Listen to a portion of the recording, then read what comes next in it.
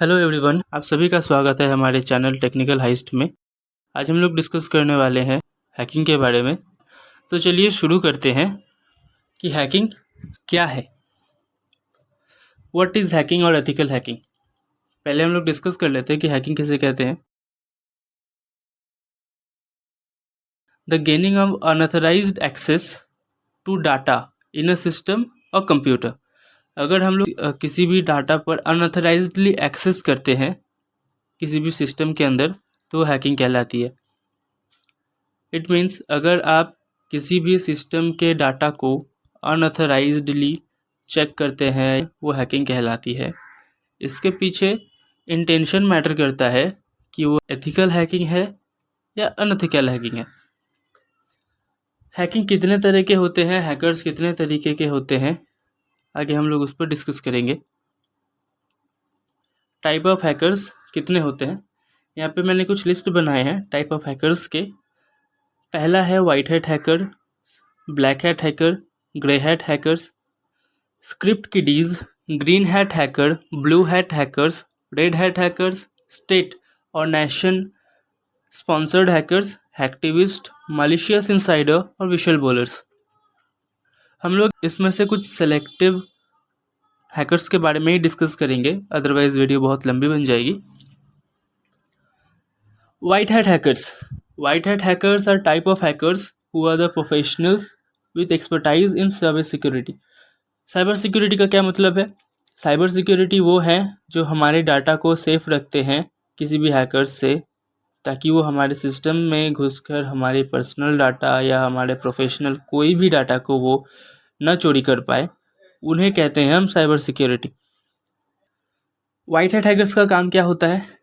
इनका काम ये है कि वो अगर किसी भी ऑर्गेनाइजेशन के लिए काम कर रहे हैं तो उस ऑर्गेनाइजेशंस के जितने भी डाटा हैं उन डाटा को वो सेफ रख पाएँ किसी भी अदर हैकर्स से, ताकि वो उस कंपनी के किसी भी डाटा को वो चोरी ना कर पाए। साइबर सिक्योरिटी एक्सपर्ट्स सिर्फ देश के लिए नहीं होते हैं, वो सिर्फ नेशनल सिक्योरिटी नहीं देते हैं। अगर कोई हैकर या कोई साइबर सिक्योरिटी एक्सपर्ट किसी ऑर्गेनाइजेशन के लिए काम करता है तो ये उसकी रिस्पॉन्सिबिलिटी है कि वो उस कंपनी के या उस ऑर्गेनाइजेशन के हर एक डाटा को सेफ रख पाए। उन्हें ही हम साइबर सिक्योरिटी कहते हैं। नेक्स्ट है black hat hackers. Black hat hackers are also knowledgeable computer experts but with the wrong intention. They attack other system to get access to systems where they do not have authorized entry. Black hat hackers भी knowledgeable होते हैं, उन्हें computer की knowledge होती है, उन्हें भी hacking आती है, लेकिन यहाँ पर मैंने आपको पहले ही बताया था कि इंटेंशन मैटर्स। उनकी इंटेंशन सही नहीं होती। They attack other system to get access to system. वो किसी भी सिस्टम को अटैक कर सकते हैं, किसी भी सिस्टम की एक्सेस ले सकते हैं, जबकि उनके पास उस सिस्टम को एक्सेस करने की ऑथराइजेशन नहीं होती है। वो फिर भी उस सिस्टम को एक्सेस करते हैं, उस सिस्टम की डाटा चोरी करते हैं। उन्हें कहते हैं black hat hackers. The grey hat hacker.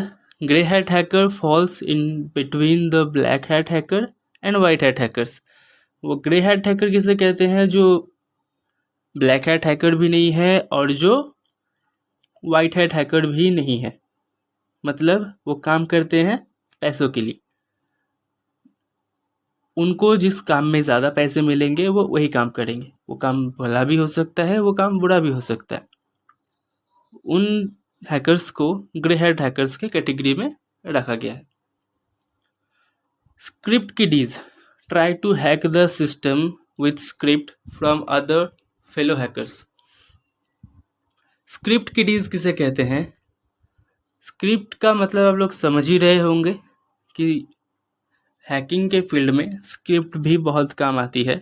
हम लोग स्क्रिप्ट से भी हैक कर सकते हैं। कुछ प्रोग्रामिंग लैंग्वेज होती है जिनका इस्तेमाल करके कुछ स्क्रिप्ट बनाई जाती है। उस स्क्रिप्ट को रन करके किसी भी सिस्टम को अनऑथराइज्डली हैक किया जा सकता है।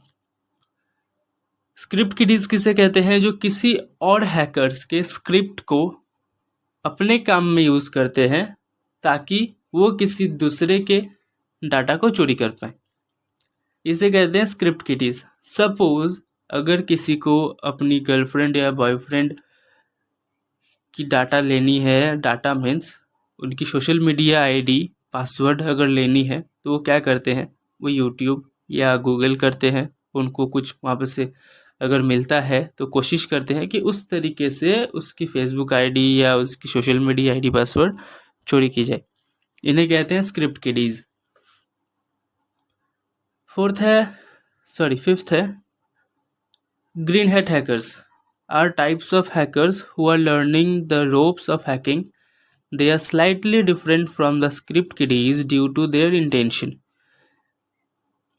ग्रीन हैट हैकर्स भी वो हैं जो सीखने की कोशिश करते हैं, लेकिन मैंने पहले ही आप लोगों को बताया था कि इनके पीछे उनकी इंटेंशन मैटर करती है। कोई भी एक्सपर्ट संग संग नहीं बनता है, उसके लिए उसको सीखना पड़ता है।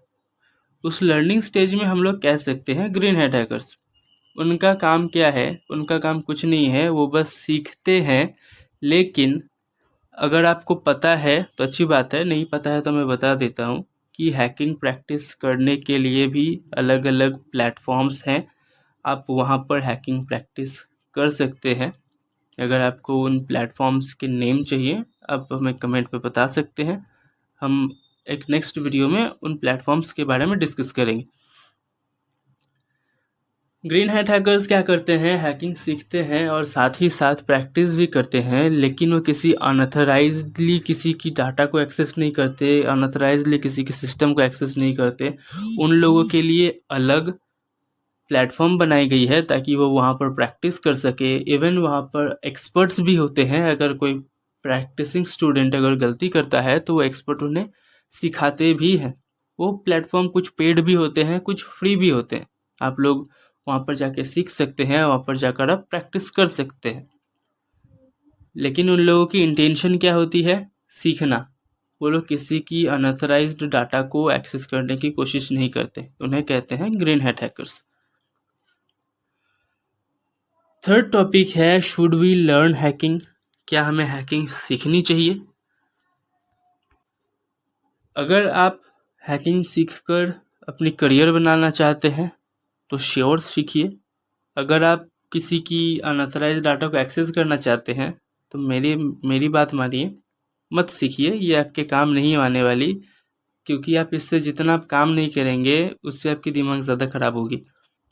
Learning how to hack can help you implement the strongest possible security practices. It's as much about finding and fixing security vulnerabilities as it is about anticipating them. Learning about the method hackers use to infiltrate system will help you resolve issue before they become dangerous.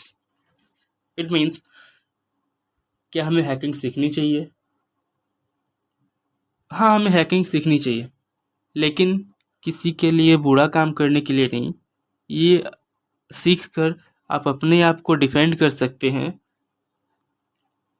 अगर in future आपके साथ भी कुछ ऐसी घटनाएं घटती हैं तो आप उनसे अपने आप को सेफ रख सकते हैं, अगर आपको टेक्निक पता हो तो। इसके लिए हमें हैकिंग सीखनी चाहिए, और सीखना गलत बात नहीं है।